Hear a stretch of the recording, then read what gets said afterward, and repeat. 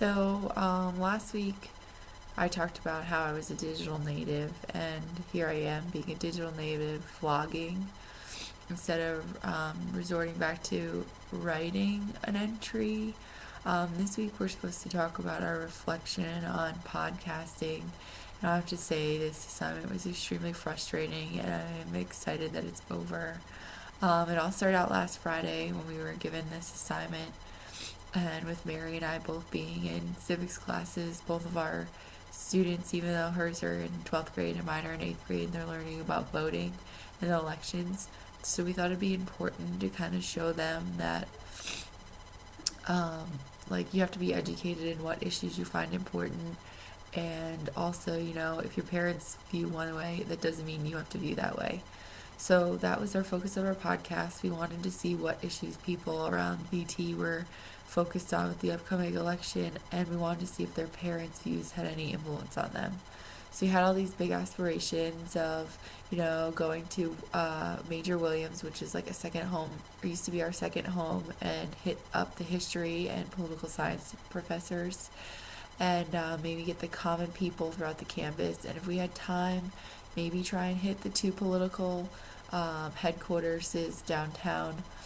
But given it was a rainy and very cold Friday, a lot of people were not out, so that was our first problem. The common people were they didn't have really a problem answering our questions. We did run into some people who were worried that they were worried about the whole idea of being in front of a camera. Even though we kept reassuring them that it wouldn't be their face, it would just be their voice, they still didn't believe us. So we had a few people that did decline. The most interesting common person we found was a boy who said he wasn't going to vote, which we felt was really important to include because the reasons for not voting was he felt like he wasn't educated enough. We were trying to show our students how important being educated was. We did try to interview one of the boys in the Corps, but due to him being in the uniform, he couldn't talk about his political affiliation. So we did try to include all aspects of VT, but we ran into some issues. Another issue is when we got to Major Williams, the professors were not very kind on giving us any information. The only professor we did get was a professor that I had taken a few classes with, so she knew that, when I told her we were going to do with the podcast and the audio was the truth, and that we weren't trying to trick her into anything.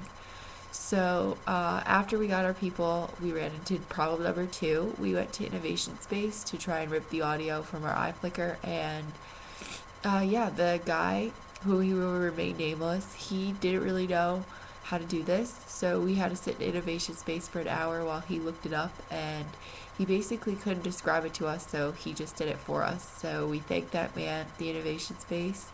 So then we were provided about 9 different audio clips that we were going to use in Audacity.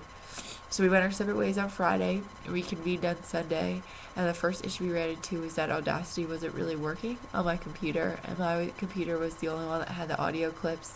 So it took a lot of time, and I was very mad and got very frustrated, and Audacity kept closing down my computer.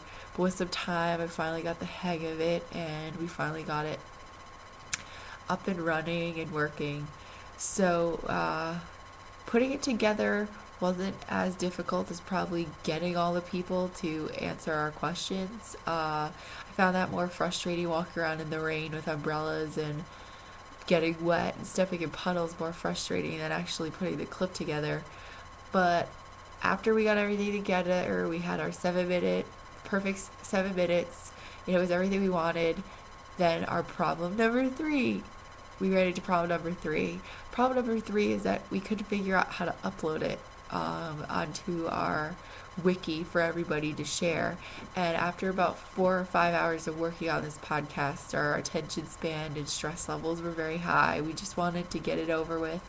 And I know I slammed my hand on the table just trying to get it uploaded. But eventually, with the help of Joe, we uploaded it to Scholar, so all of us had a copy of it, and Joe was able to get it on the site. So we had it, and we were finally done. I took a class last semester in informal learning, and my teacher was obsessed with podcasting, and I totally see how it could be used in a classroom.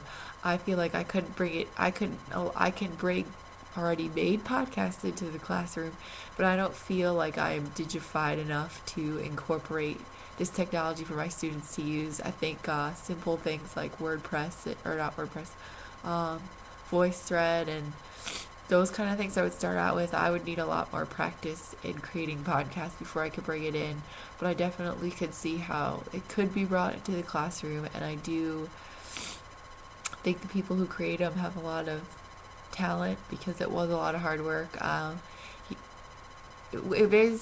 It's simple but hard work at the same time. You can do it, but it does take time and can be frustrating.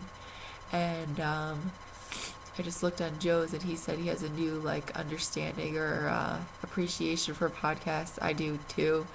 Um, so yeah, overall, it could have been a lot worse. It was a lot. It was a lot of stress, and it did take a lot of time.